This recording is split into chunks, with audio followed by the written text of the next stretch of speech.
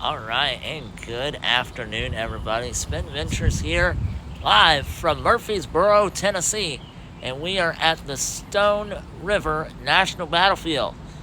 Now, the Battle of Stones River, which took place during from the 1861 to 1865 time of the Civil War, then in 1862, that is when the Confederate soldiers and the Union soldier armies met up here at Stones River, had a huge battle for the Battle of Stones River to to see who would take over the South between the Confederates and the Union armies. We are going to head inside now to look at some of the history before the Civil War took place. A lot of Native Americans took over this land before the Civil War broke out, and we are going to take a look and see the history that led up to the Battle of Stones River. Let's go. Of course, we set the stage, of course. Tensions grew the months before the Battle of Stones River. Thousands of soldiers of both sides moved into the Middle Tennessee. Civilians prepared for the turmoil ahead. You can see getting things packed up and headed towards Middle Tennessee near Nashville for the Battle of Stones River. Caught in the middle of the Civil War, changed the life in Murfreesboro from the beginning. Troops movements, guerrilla raids interrupted mail and railroad service. Cost of food, clothing, and other items grew as supplies diminished. Weeks after taking over Nashville, the Union Army captured Murfreesboro, and the Confederates briefly won the town back in July of 1862. This was the Center Jail in 1863. And George Knox ran away from his master, who was a Confederate soldier. He joined a Union Army and worked as a wagon driver. As we move on to some soldiers' life, infantrymen traveled on foot. Each carried ammunition, a rifle, and a pack. Union soldiers were often better equipped than Southern occupants. Counterparts, they usually wore standard uniforms made of blue wool, right here. Confederate uniforms varied state to state and were usually gray. So, Union soldiers wore the dark navy blue. Confederates wore kind of the grayish color. And you can see the CS means Confederate soldier, and US means Union soldier. Why did they join for the battle? Both armies had many reasons for fighting. They joined to have adventures, defend the nation, protect their home and families, end or defend slavery, and earn money. Because back in 1862, Civil War, there was still the separation between blacks and whites. Slavery was still going on in that time period, and the Union Army wanted to free the slaves while the Confederate Army wanted to keep slavery intact. But the Union Army wanted to abolish slavery and ended up back in. So there was a huge war, Civil War, for 4 years. Civil War from 1861 to 1865. Let's continue with new technologies in 1862. See all these that just had new methods of manufacturing, communication, transportation. Changed how armies fought. The Civil War was far more devastating than previous conflicts. Increased speed of movement and scale production made the Civil War the first modern war. In preparation for the war,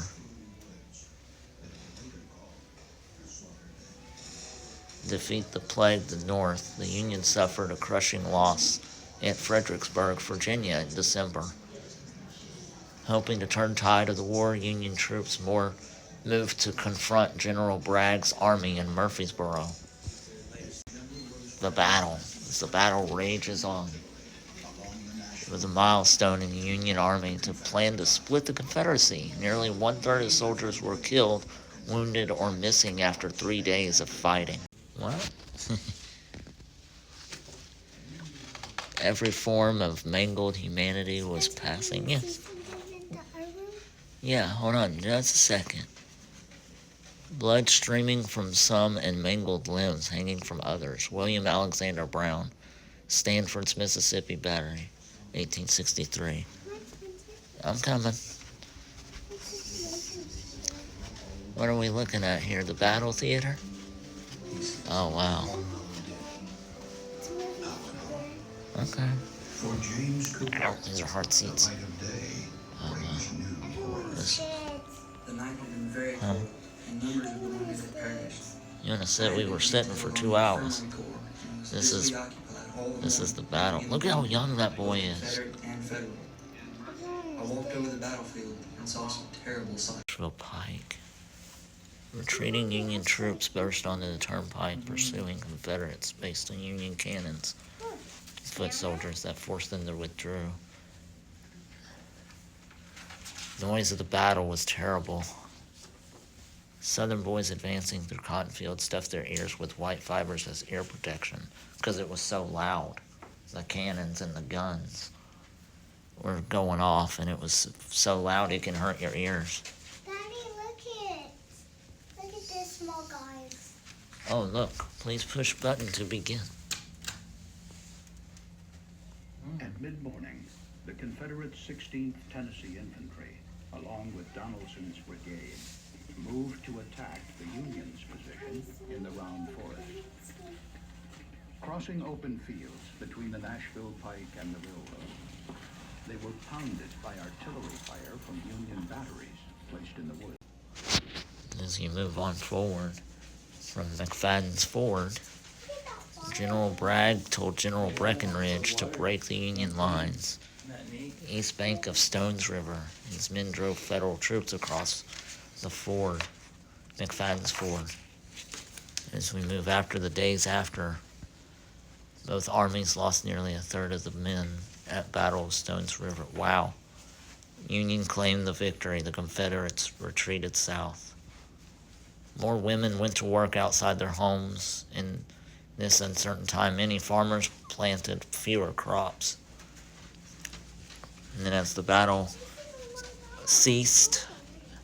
ended, shaped the outcome of the Civil War and the future of Murfreesboro, Tennessee. It used to be a video, I think.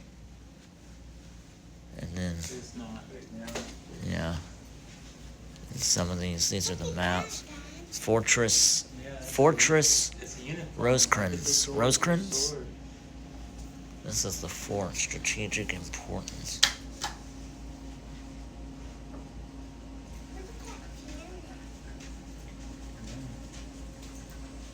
Oh. Battle of Stones River. Fortress Rosecrans served as a Union base of operations during the occupation of Murfreesboro. The fortress protected several depots that stored and distributed food, weapons, ammunition, and other supplies. It had an army hospital for wounded soldiers.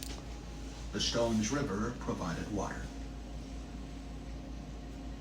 Oh, wow. And it was named for General Rosecrans, These are toys. the largest, not quite. See? Two major transportation routes ran through the fortress, Look at those the Nashville lights. Pike Yep, and see, the Nashville and it lights up when it talks about what's The happening. fortress and several strategically placed blockhouses protected Union these Army. vital arteries of supply Light on and goods communication. stored at Fortress Rosecrans during its drive to shatter the South. Wow. Lieutenant Thomas had direct shot at the Rutherford County Courthouse. You can see the map here of his route from Lieutenant Thomas. I guess the green is the river, and his route went straight to the heart of Murfreesboro. Old fortified. I can't read that. This must be his route right here. Straight line at north to south. Today, rounded mounds of earth such as these are all remain of Fortress Rosecrans, a haunting reminder of the past. Go to the end of the grass and get a much better picture, but Right. They were mounted on horses in a circle, Oh. having a discussion about how they were going to defeat the Confederates who were about ready to push them across the street there. Yeah. At that time, a Confederate battery from Wayne's Hill, which is about a quarter mile that way, opened fire on them. They fired a case shot, which is a round ball filled with gunpowder.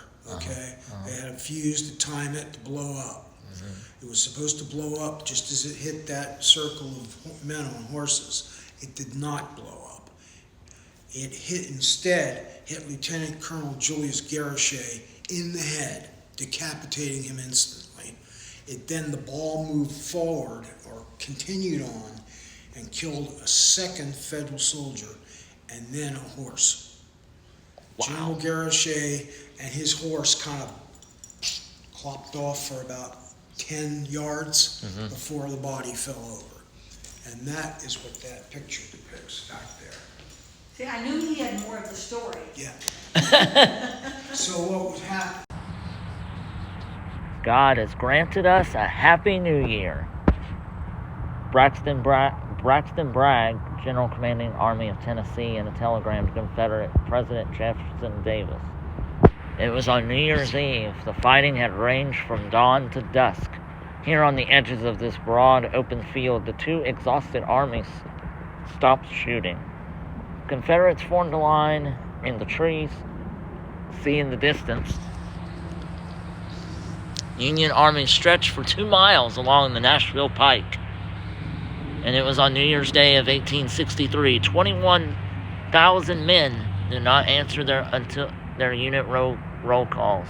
Numbers of dead and wounded, stunned, battle-hardened veterans, both armies, friend and foe, spent the day mangled in the torn field, shattered cedar woods, helping the wounded look for comrades lost in the swirl of the battle, and burying the dead.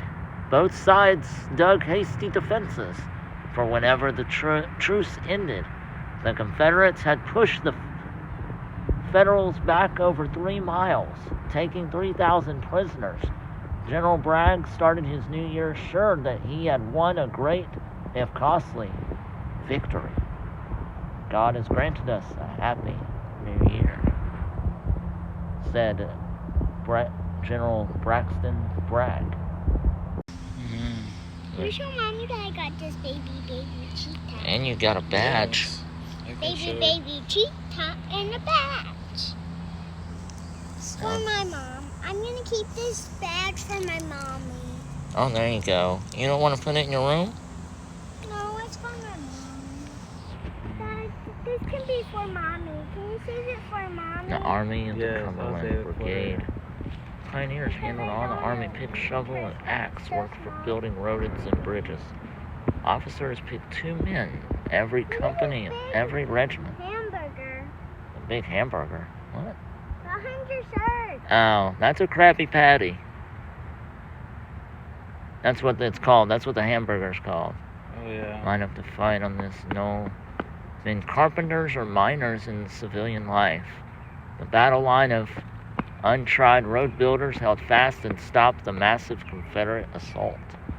That's what this picture is. Oh, wow. Over It says 3,000 that- dead. Wow. Yep, over 3,000 Union and Confederate soldiers lay dead here in the cemetery.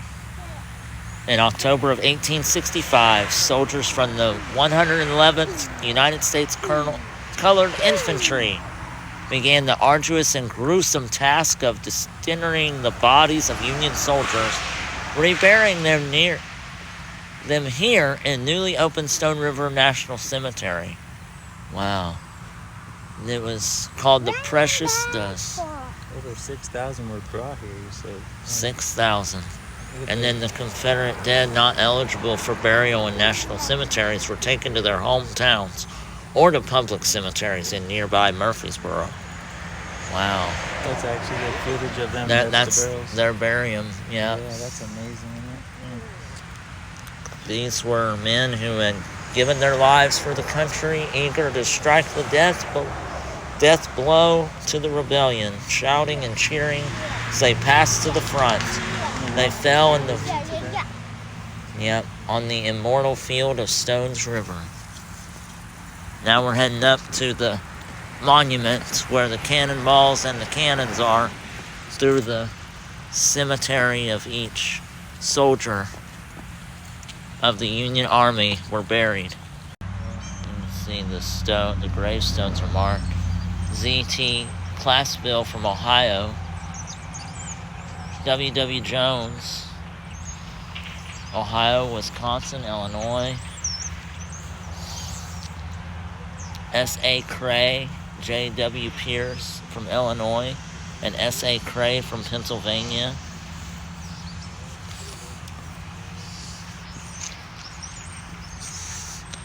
The muffled drum's sad roll has beat the soldier's last tattoo. No more on life's parade shall meet that brave and fallen few. Stone River National Cemetery. Your own proud land's this heroic soil must be your fitter grave. She claims from war his precious riches spoil the ashes of the brave.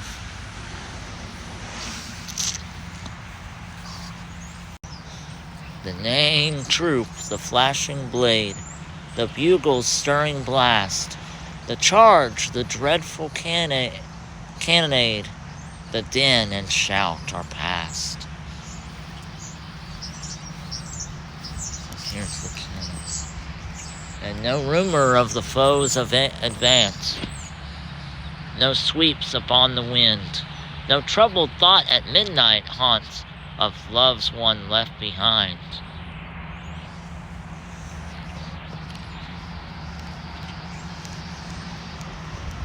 As they fired the cannons one last time, around the simple troop, the hearts of many have fallen soldiers at Stones River in pursuit. Artillery from the ideal position, Loomis Battery, 1st Michigan Light Artillery, 6 2.9 Parrott Rifles, and Gunther's Battery, 5th U.S. Artillery, Nashville Pike. The only supply line open to the Union Army on the afternoon of December 31st of 1862. Repeated charges of case shot and canister from these guns saved the day for the Union Army. About 6 p.m. on the 3rd of January, 1863. So, because I'm really hungry. Yeah. I'm hungry. We'll go get something. Battlefield of Stones River for the Union Cat Army. and dog stuck together, Dad. Cat and dog and stuck dogs. together. Yeah, Oh, it's cat dog. it's cat dog, yeah. I'm used to making watch that large hot dog. Hard copy of it, and then try to email it to you. Rest of embalmed and sainted dead, dear as the blood ye gave. No improve's footstep here shall tread the harbage of your grave.